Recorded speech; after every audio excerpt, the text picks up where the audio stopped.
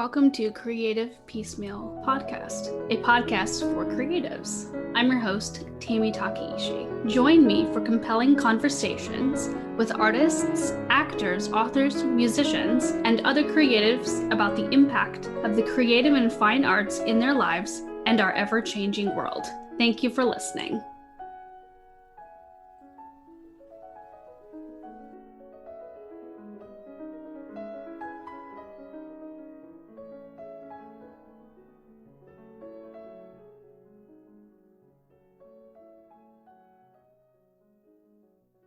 Hello, welcome to Creative Piecemeal. I'm your host, Tammy Takeishi. Today, I am joined by March Tormé. He is the son of legendary singer-songwriter Mel Tormé and the stepson of well-known actor-comedian Hal March. He's a talented entertainer in his own right, and since the late 1970s, he has been a successful singer, entertainer, recording artist, TV and radio host, and has toured extensively worldwide to an ever-growing fan base. He's touring during the holiday season and into 2023. So please check out his website, which will be in the show notes, to visit his shows and also to get to know Steve and listen to his amazing music. If you're a fan of jazz, he's your guy to go to. Well, thank you. Right. But by the way, I should correct one thing before we go any further. Did you mention that I've been doing this since the 1970s? That's what your bio says. Right, it was actually the 1870s. But seriously, ladies, just want to say, all right. It feels like it when we do music, right? That's right. So you're going to ask me. Yes. Who or what inspired you to become a musician? I, like millions of other musicians, was probably most inspired to be a musician by the Beatles. When I was a little kid I was listening to the Yankee games, the baseball games, when I was a little kid in our basement in New York. I lived in Westchester County, New York. And after the baseball games, it was basically AM top 40 music. And I was listening to those artists of the day. And then the Beatles came along, and I kind of knew I liked singing before that, but I was too young to put together, am I going to do this for a living or not? And once I heard the Beatles, and I would sing along in the basement, and luckily got some genetic talent from my dad. I knew from about age 14 on that this is what I was going to do for a living, for many reasons, not the least of which is I can't do anything else. So, if you're going to get a paycheck, you got to find something you can do. I've always enjoyed it, and I'm lucky now. I've got two daughters who are really good. And it's not just, another dad saying, well, my daughters are good. If they weren't, I would just say, hey, my daughters are also into singing. I mean, neither one's great at it, but they love it. No, they're both really, really good. So they're going to be in one of the holiday shows that you referenced that we're going to be doing in December.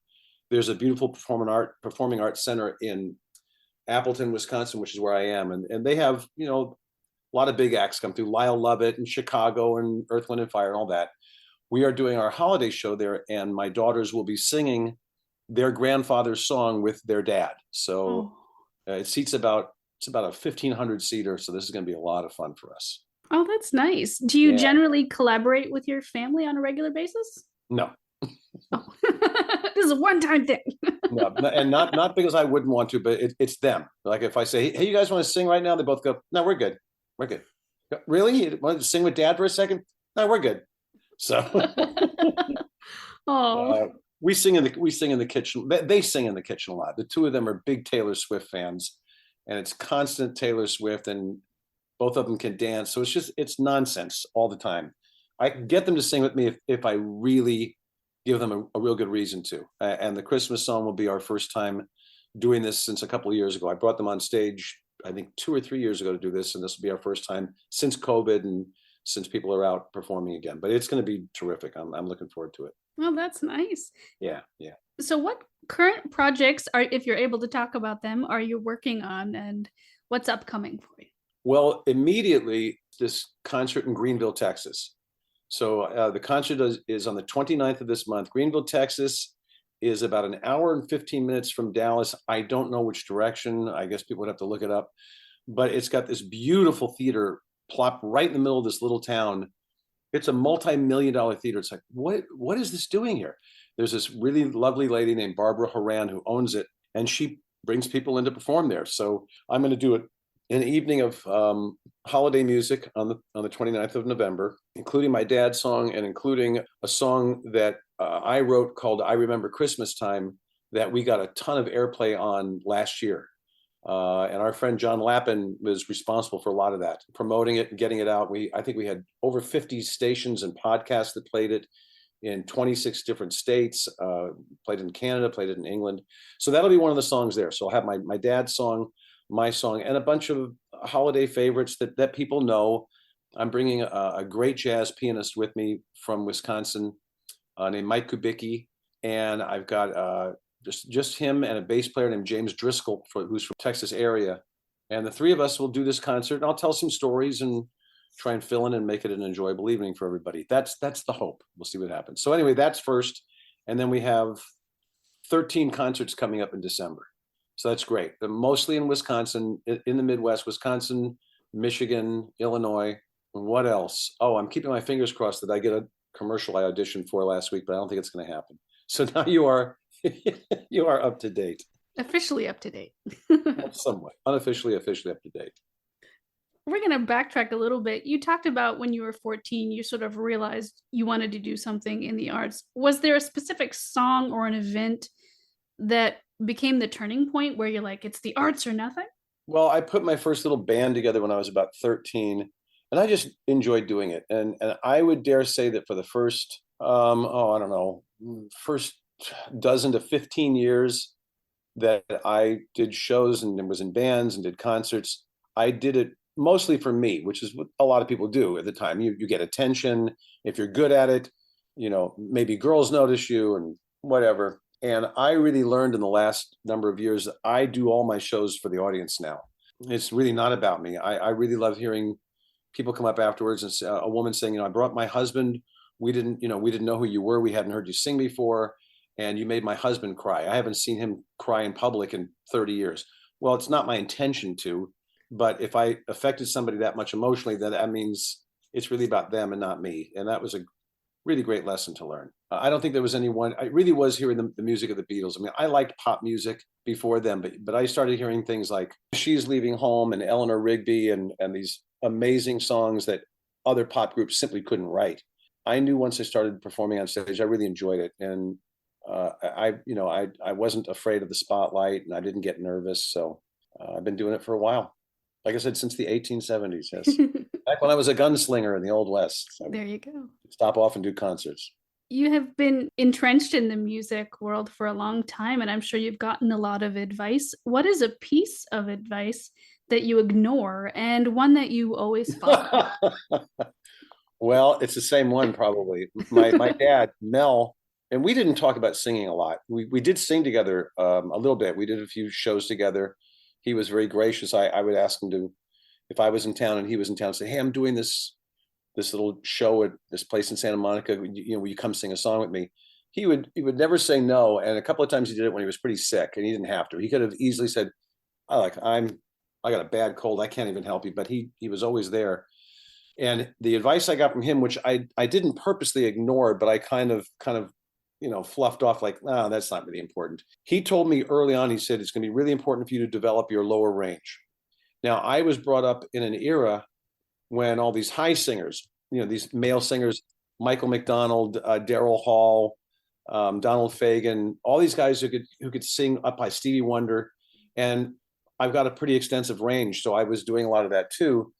I figured the low range, that's kind of old folk stuff. It's kind of boring. And I was wrong. He was right. Because if you can develop your lower range and sing in that range in a comfortable manner and not feel like you're doing it on purpose, but actually can sing like, it's actually a lot sexier than singing up high. There's a beautiful timbre if you can sing the low notes and slow things down. And he was right. So that's a piece of advice that I didn't really ignore, but it didn't really hit me until later on. That's a good question. I don't think I've gotten, I think the best advice you can get is, it depends on what your means is. I mean, if you're just going to do music that you like and no one else likes it, that's fine. You can indulge yourself and say, no, I'm true to myself and this is the song I like and I know I'm right. But if people aren't enjoying it, they're not listening to it, you're kind of wasting your time. You might as well sing in your living room. But at the same time, if you do believe in the stuff that you write and you're getting good feedback on it, you should really be who you are. I mean, the nicest compliment I always get from people is, oh, we've been a fan of your dad's for a long time. We saw him at the so-and-so theater in 1970, whatever it is. But you seem that you have your own voice. I mean, we thought you were going to be kind of like an impersonation of Mel Tormé. I said, no, I've got no desire to be the second Mel Tormé. He had a great career. I do what I do, and I've got my own voice. And that's the most important thing, to really be true to what you do. I've told my daughters, who both want to go into the arts, I said, it's really not important if you are successful at it. It really isn't, because we're losing the arts as it is. We're living in a culture that's emphasizing video games and computer skills. And I get it. But the arts are going to continue to be really important, because if any other civilization ever lands here that we know about and they study us, they're not going to compare. They're not going to care how good our computers were. Theirs are better, or they wouldn't be here. But they are going to study, what did they do in the arts? What did their paintings look like? What did their music sound like? So I know I'm kind of pontificating here and going on, but that would be a piece of advice I would give my anybody, including my daughters. If you want to go into the arts, do it because you really enjoy it. You know, if you never make more than $100 a show and you really like doing it, do it. Mm-hmm. You make such a great point, because it definitely takes a lot of perseverance to do anything in the arts. And, you know, if you don't have a passion for it, like, oof, it would bother. Just be impossible. Yeah, because you better be thin, you better be thick-skinned anyway, because it's gonna be difficult. There are extremely talented people out there who are never going to be quote unquote successful for different reasons, whatever it is. So yeah, if you don't have a passion for it, if you don't really enjoy getting on stage and doing what you're doing, then don't even bother, because the business itself will break your heart. You just, you know, I've got musician friends who were really good, I worked with years ago, who got out of the business because they just got beaten down. They literally got beaten down. Mm-hmm. And it's not just in your genre. It's across all music genres, all the arts, you know. Oh, acting? Mm-hmm. I mean, that's even more fickle. I mean, if you're a musician, you can still be 60, 70, 80 years old and go out on the road. You know, Gordon Lightfoot and the Stones, and I mean, McCartney's like 81 years old. You can do that. If you're an actor, or you're especially an actress, good luck, because they create the roles, not you. You've got to fit into the roles that are written. If they're not there, you're not working. So it's really difficult. Really, I really admire people that stick to that. Definitely. In regards to the creative process, you know, you write songs, and of course, you know, you do a variety of things with your music and other people's music. But what is one of your favorite and least favorite parts about the creative process? Well, favorite part is probably beginning and ending. You know, actually getting the beginning of a song. All right, I don't want to do a cliche here. I don't want to put this chord sequence because I've heard it a million times. So I'm trying to find something that catches my ear, makes me do the RCA Victor Dog thing a little bit, like, oh, okay. And obviously finishing it, you know, actually getting to an end without rushing it and not compromising on your lyrics. That's extremely gratifying. The least part, I don't know, if sometimes, I mean, I don't think Billy Joel does. I don't think Stevie Wonder does, but most of we mere mortals do run into blocks where it's like, you know what, this is just not working for me the way I want it to. Yeah, that's the most frustrating thing. I'm sure that is the same for a lot of people. You sit down at a blank piece of paper, or you sit down at a piano. Which chord do I start with, and what melody do I want to start with? Why do I want to change that incidental note to be a flat? Why, you know, it's hard to explain. I think, you know, most songwriters go, I can't explain songwriting. I'll get up at 3 a.m. and I hear a melody. And I mean, I think that's how McCartney wrote Yesterday. He had a dream and he woke up and in his head was going, ba da da ba da da da da da da da. It just came. So who knows? Yeah. So anyway, that long answer to a short question. Most satisfying part of creativity is starting and finishing. The least part is when you kind of blank and go, boy, this is not working out. I'm not writing. This song is not coming to me. Is there a song that you have not arranged or done that you would like to do? There is a song I want to record by Randy Newman. He recorded it about 12 years ago and didn't release it until like last year. It's a song called She Chose Me.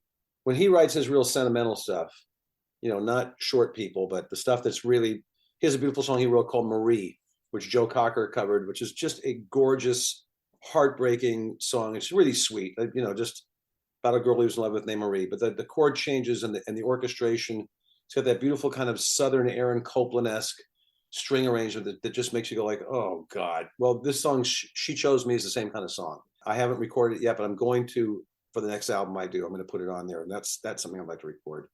There are probably a few others. I would like to. I don't know. It's probably been done to death, but I'd like to do another arrangement of Eleanor Rigby. That'd be fun. I mean, it's been done, but so what? Those are two I can think of that I'd like to record. Nice. Are there any artists today that you gravitate toward and you think, oh, that might be an interesting collaboration or a song to arrange? Yeah, there's a group here in Wisconsin who are going to break out very soon because they're not Wisconsin-like at all. They're three girls from the Dominican. They're sisters from the Dominican, and they're really good. They go by the name Pegasus, as in Pegasis, because they are sisters. And they write and sing in Spanish and English, and their harmonies, their ears, their sense of harmony, they're like a cross between the old Andrews Sisters and the Pointer Sisters. Ooh. So there's jazz going on, and there's samba going on in Latin. I would like to write with Rizzle Peguero. She's the main writer there. There's also a girl who I met in Wisconsin who's an artist, recording artist, named Hillary Reynolds. And Hillary co-wrote a song on the album for Little Big Town that came out last year that was up for a Grammy. She's very, very talented. I should write with her. She moved to Los Angeles, but she's coming back. She had a child, and she's going to come back here. And she and I recorded a duet of I Remember Christmas Time. And I'm going to try and get that out there this year, in addition to my version, and maybe even more than my version. So those are two people I'd like to write with. I'd like to write with Katie Lang, but I haven't met Katie Lang. I'm a huge fan. I mean, just that voice is so pure and so musical and so good, and she doesn't oversing. And that's my biggest critique of lots of the singers today. I mean, I think American Idol really did a real disservice to a lot of singers because it made everybody believe that you've got to throw everything but the kitchen sink in every performance you do, or you'll never get anywhere. And people tend to oversing and put too many notes in. And Katie Lang it's right there, and it's just always really good. One person's opinion. That actually goes really well into my next question. It's sort of a fun one. If you could only take one album, oh boy, and one book, mm-hmm. and one bottle of wine to an island, what would it be? Gosh, the book might be the book that Andre Agassi put out a couple of years ago. I think it was called Winning. I don't remember the name of it, but it was about his life. It was really interesting. His upbringing and how he came about. It's a really good read. And it's one of those you can't put it down. It was fascinating to find out how he became the tennis player he was, and then marrying Brooke Shields and how that kind of fell apart, and being part of the celebrity, and how he ended up with Steffi Graf and their foundation. I'm sure there are other books that I might find more fascinating, but that's one that I like so much that could be it. One album, that's gonna be tough. Probably the Beatles' Rubber Soul. It's a cross between Rubber Soul and Revolver, but probably that. I mean, I could pick a Stevie Wonder album, just as happy. I could pick a James Taylor album, be just as happy. I could pick Asia by Steely Dan and be as happy, but Rubber Soul evokes an emotional response from me that Steely Dan doesn't. It was a time for me, and I love those songs. I'm not much of a wine drinker because if I have wine, I go to sleep. So I would take I would take a nice bottle of Chopin vodka. Chopin, like the pianist? Yes. So there is a brand of Chopin, and it's like Belvedere. It's like Grey Goose. It's kind of an upper shelf of vodka that's overpriced, but it tastes really good. Kind of like how they have Mozart chocolate.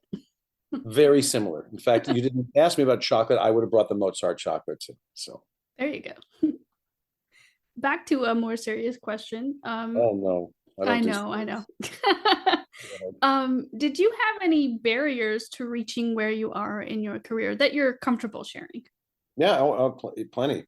My biggest barrier has always been me. It's never been anything else. One of the questions that I get asked in interviews a lot was, does it hurt you or help you to have the last name you have?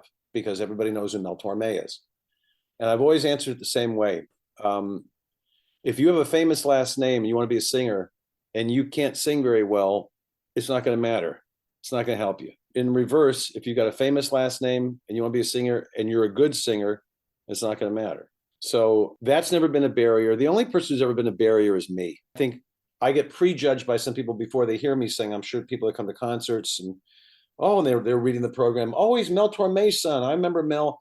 There's going to be a preconception of what they're about to hear, and usually I can put that to bed within the first four measures.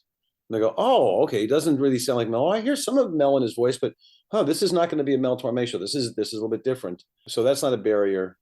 Just me not at times in my life not having the discipline I should to do some of the things that I'm doing now. That would be the only barrier. My stepfather Hal passed away when I was 17, and I didn't live with my dad Mel past the age of 2. So at 17, I was kind of out on my own and a little bit of a wild child. Not terrible, but enough that I was irresponsible at times. And that would be that's the only barrier I can think of is me. But no, I haven't had anything, venues or promoters. No, I've been very lucky and, asked to come back to play places. So back to a fun question. What is one of your favorite meals to eat after a concert? That's a very good question because I don't eat before. They almost always feed the band, and I never eat before I sing because it just doesn't work. You just feel too heavy, and you're gonna load down. It's sitting on you. Nah. So, oh gosh, what do I like to eat afterwards? Just about anything because by then I'm so hungry. Well, sushi, if you can find the right town for it. Mm-hmm. I don't think they're going to have a lot in Greenville, Texas. But I like that. I eat anything. So I know you're not supposed to eat real heavy food late at night. And, my shows are usually done by, 10 o'clock on. So you probably shouldn't eat a steak at 10:30 at night. Not a great idea. But yeah, pastas or salads or just about anything. I'm pretty easy. And I'm so used to eating out, in restaurants, being on the road. So we try to find a decent place and eat something that's not going to kill you. But I guess the best answer would be sushi or some nice pasta. What about you? I'm a hamburger and French fries kind of gal. Well, I love them too, but I'd like to be able to eat those all the time. I'd like to be able to eat pizza whenever I want and cheeseburgers whenever I want, and except I would weigh 450 pounds, so that would not work. It's definitely not something I could get away with on a regular basis. It's difficult, and again, on the road, you're not always going to get really good food. When we just did a concert in Montana. I'd never been there before. And we were in a town called Hamilton, Montana. And it's a really tony little town. It's got a lot of money in it. And we were put up at an estate, a 10,000 acre estate. With a golf course on it. I've never seen a golf course like this. Anyway, this estate was built by Charles Schwab of the investments. And we stayed in his cabin, his personal cabin. He just happened to be out of town. And they fed us, like we were kings. I mean, we got great Thai food and sushi from this place that you wouldn't expect being in Montana. But that was good. We don't always get that. You're lucky to get cold cuts and water. Take what you can get. Yeah. I think there's definitely a misconception that when you're traveling, you're going to get amazing food because you're touring and visiting all these places. But I guess sometimes if you're James Taylor or you're Sting or you're Stevie Wonder, that's true. You are going to eat phenomenally, or John Mayer or Billy Joel or Elton. That's right. The average working musician, no, you're stopping in places late at night and you're hoping that, that Applebee's is open or, Red Robin Burgers, whatever it is. Just happy a place is open. Yes. The truth is you want to go get a cold beer afterwards, and if they got food, you're going to eat. What is a favorite memory or funny story that you're willing to share from your musical lifetime so far? All right, I'll give you one that I use in my show that's not true, but it's just so stupid I do it to get a laugh. I talk about the Christmas song, how the Christmas song was written. And most of the story is true. It was in 1945. My dad was scheduled to, the reason I don't have a personal one here is because they're just little anecdotes. Like, we'll have laughs just being out on the road, but I don't remember a specific thing that was like, oh my God, remember when? I'll tell you two. So the Christmas song was written in 1945. And the irony of this is there are two Jewish songwriters named Sammy Kahn and Julie Stein, both very famous. Sammy Kahn wrote a lot of well-known songs. And they had a writing session scheduled on a very hot day in Los Angeles in July. They were going to get together and just try and write something. and it was swelteringly hot, like uncomfortably hot. They were in Hollywood, and I think Sammy Kahn said to Julie Stein, said, "Look, let's drive to the beach. Let's drive to Santa Monica. Let's cool off and come back and work on this because this is just unbearable." And his partner said, "You know what? We're this close. I say we stick it out and we work on this." And they ended up writing one of the all-time Christmas classics on a really hot day in Hollywood. They wrote "Let It Snow, Let It Snow, Let It Snow." 2 weeks later, Mel Tormé is scheduled to do a writing session with his partner, Bob Wells, two more Jewish songwriters. And it was out in the valley, the San Fernando Valley, which is usually a little bit hotter than the other side of the hill. And it was a particularly real hot day. Like, they were scheduled to get together at 10 o'clock in the morning so they could beat the heat. And it was already like 92 degrees and unpleasant. So my dad drove over to Bob Wells's house, knocked on the door, no answer, doors open, because in 1945, people didn't lock their doors. And he goes inside and he can hear that Bob's in the shower and probably just trying to cool off. So he goes over to the piano and he sees an index card on the piano with 4 lines of lyrics written. And he's looking at it, and Bob comes out of the shower. And the first thing my dad said was, "Bob, at least put on a towel." But seriously, no, but that's and that's the joke. And it's not true, but I do that just to be stupid and I get a laugh at it. Anyway, and I make sure there are no children in the theater when I tell that joke. What does he mean to put a towel on?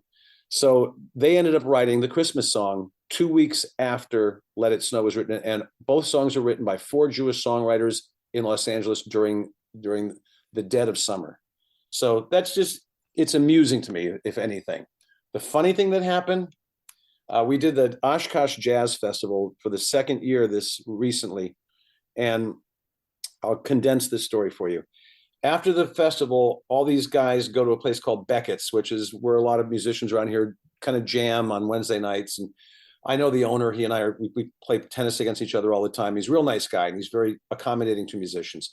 So all the musicians that were in the jazz festival decided to go over to Beckett's to jam and drink and have fun. And this place is in Oshkosh, Wisconsin, which is about 30 minutes from my house. And one of the last times I went there, let's just say that people are very nice to me and they might have overserved me. And I drove home, probably not in a way that one should.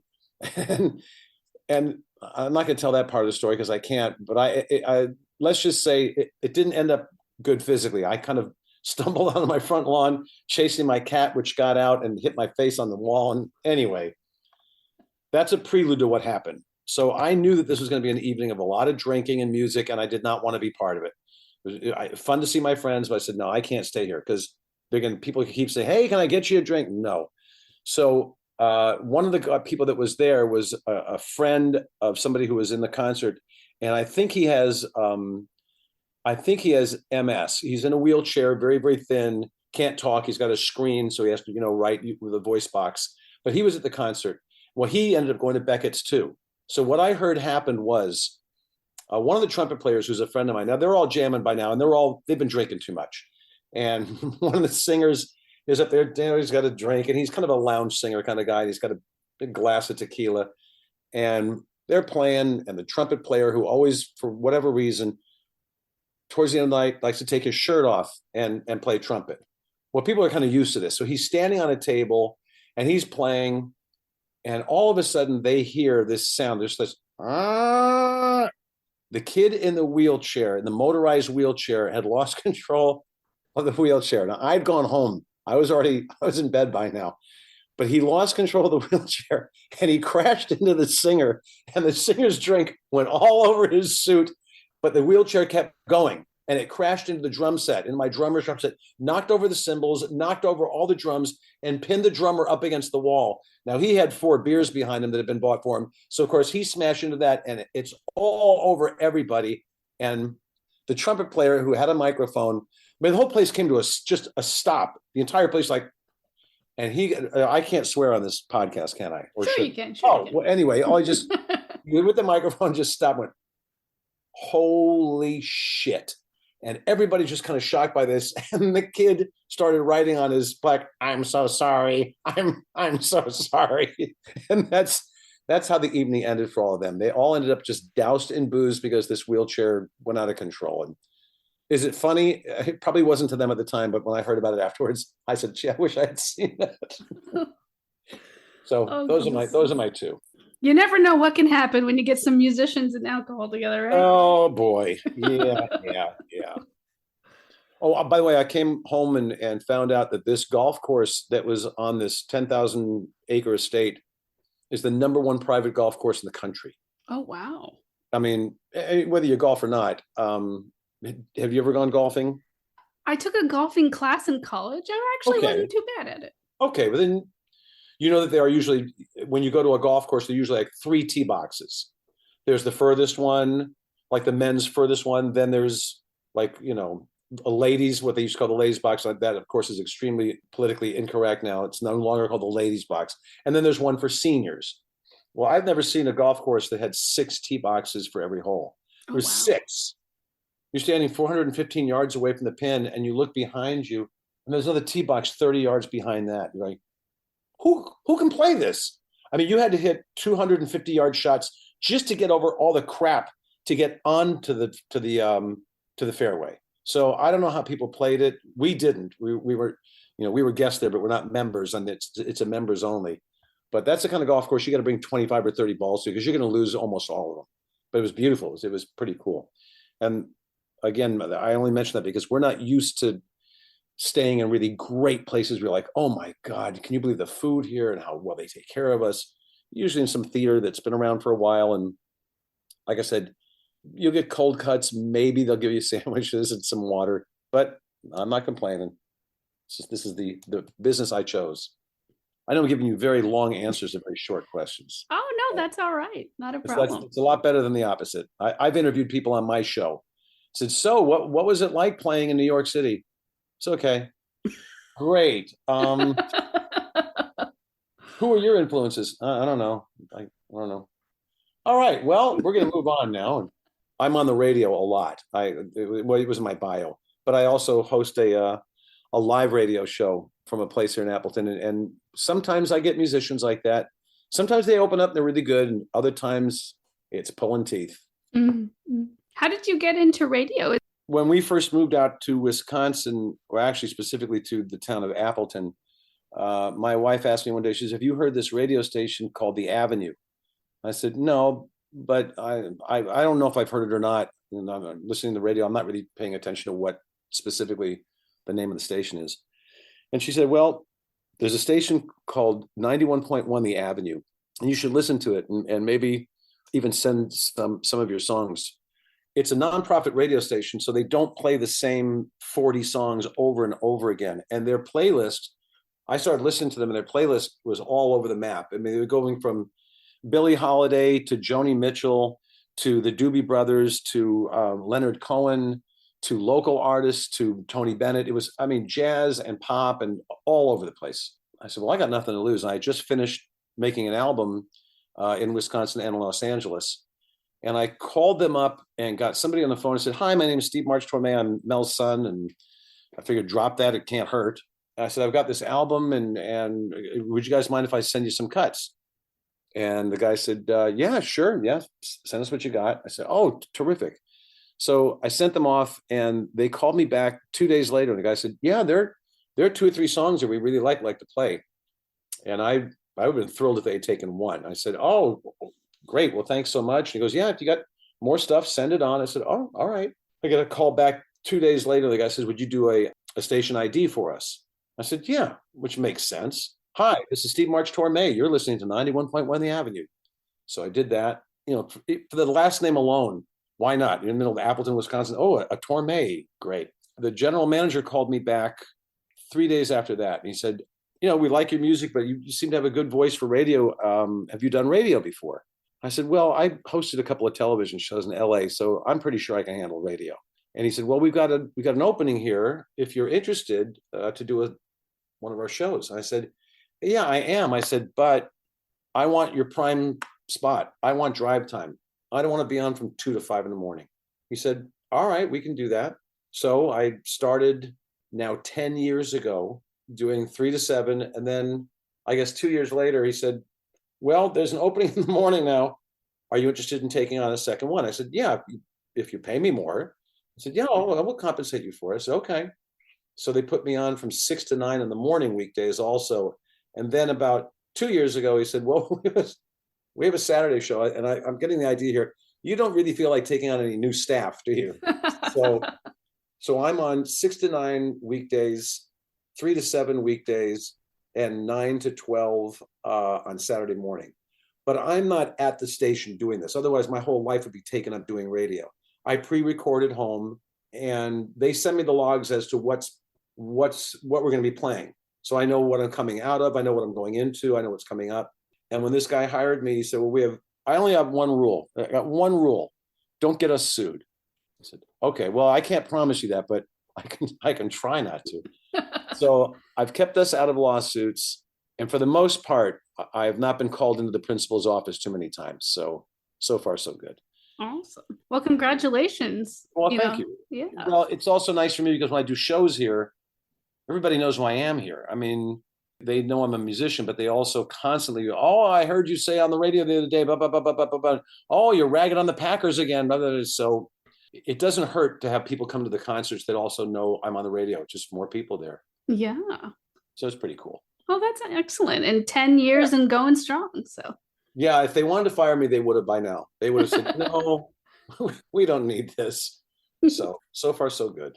Awesome. Well, this next question it might actually feed well into what you were talking about, because with having your own radio show, but I don't know if you have a theme song for it, but if you had to pick a theme song for your life, what would that be? In My Life by the Beatles. I'm probably not the only person who would make that choice, but lyrically and musically, there are places I remember all my life, though some have changed, some forever, not for better, some are gone, and some remain. It just kind of makes sense. It's real sentimental. I'm sure I could pick other ones, but that one makes sense to me. It's a good one. It's a beautiful song, and you know, like musically, the melody's beautiful, but lyrically, it just makes sense. What is something you wish you'd known when you first started on your creative journey? What I alluded to earlier, to not be doing this for attention.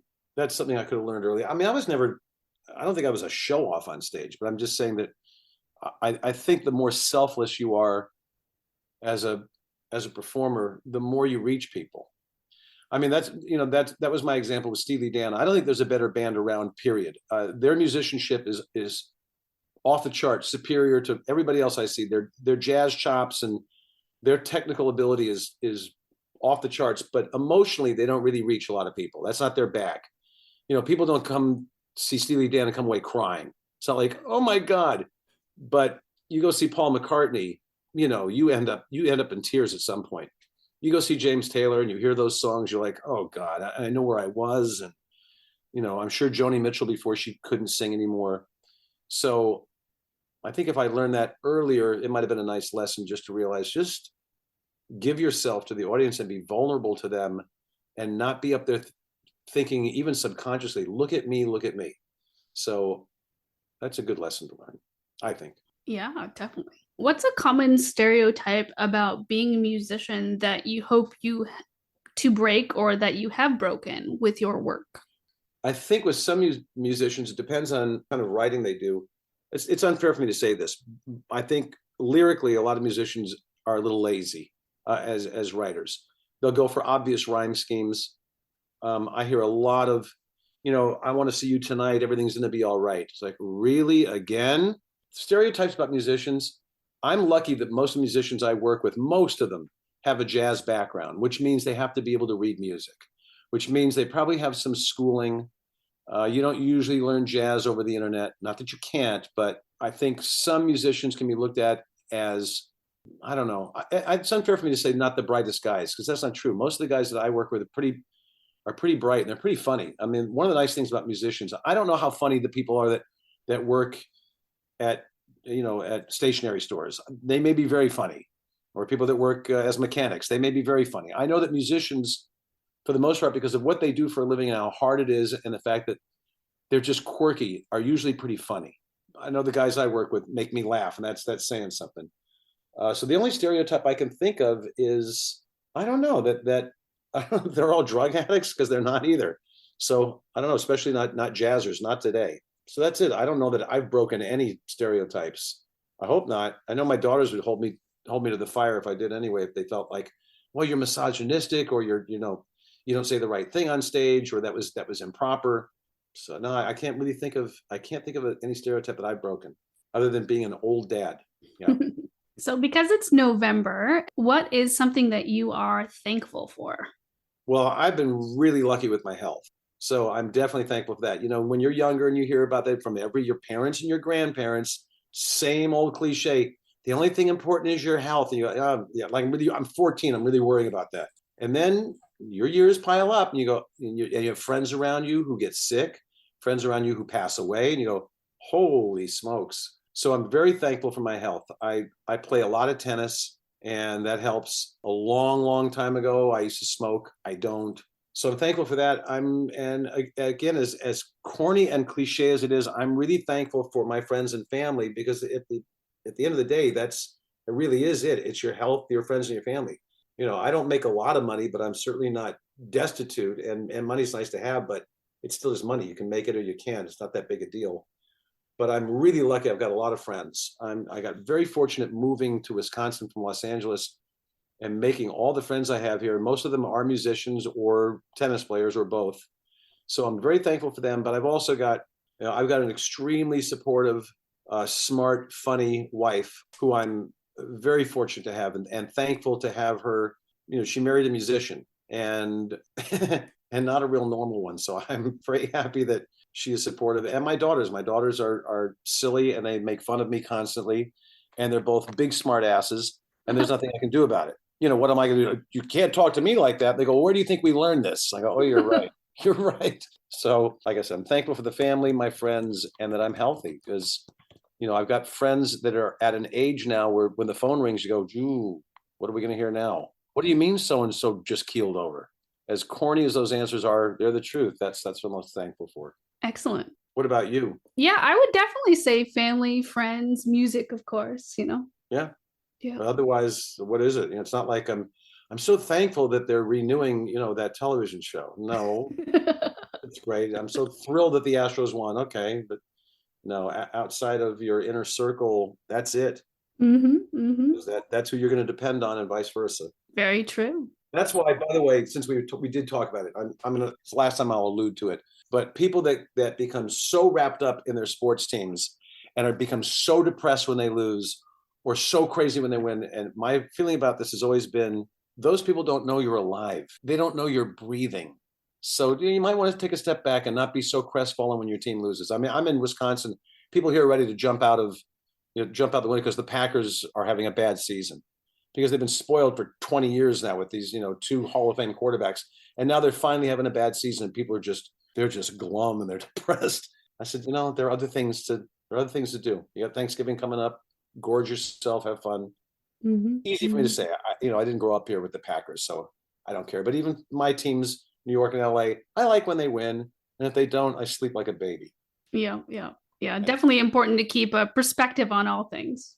Especially sports, because it's exploded in the last 30 years. It's all everything, and betting and fantasy this and that. Yeah. Again, that's me. So, final question. In your own words, what does living a creative life mean to you? Never boring. I rarely have a day where I can say, that was kind of a boring day. So there's always something, whether I'm practicing piano, which is over here. Actually, get a piano sound. Or practicing guitar, or singing, or having to learn something new. I mean, with these shows we have coming up, these holiday shows, the one in Greenville, like I said, again, I want people that, in your area to know that we're doing this show on November 29th at the Texan Theater in Greenville. Please come by. You'll have a good time. But the shows that we do when we get back have 15 people involved. They're big production shows. And it takes a lot of rehearsal and a lot of really knowing your stuff. I always talk about the fact that I over-rehearse because I don't want to be embarrassed on stage. Mm-hmm. I don't want to freeze. I don't want to get to a part and go, oh my God, the lyrics are, I can't remember the lyrics. And you're stuck there. So I rarely have a boring day. There's something to do, whether it's to get exercise or work on music or to watch a show I really like. Kind of an abstract answer to a good question. The best part about being creative, being in the creative world, is it's always different. I know I'm not going into a store and folding the same pair of pants every day. I know something different is going to happen every day. Excellent. Well, Steve, thank you so much for joining the show. Well, thanks for putting up with my long answers. I appreciate it. Oh, they're fantastic. And listeners, please check the show notes for links for Steve's tour, both at the end of 2022, going into 2023. Yeah, and go to my web. They should go to my Facebook page and my website, especially to hear music. They're going, all right, let's hear this guy sing. It's funny here. We've heard him talk enough. Let's hear him sing. He sings excellent. He sings excellent. If you're a fan of jazz, definitely check him out. All right, listeners, thanks and take care. Thanks for listening to the podcast. Like the show? Have a question? Stop by the Facebook and Instagram pages. Links are in the show notes, or search for Creative Piecemeal Podcast on social media and click follow for all the latest.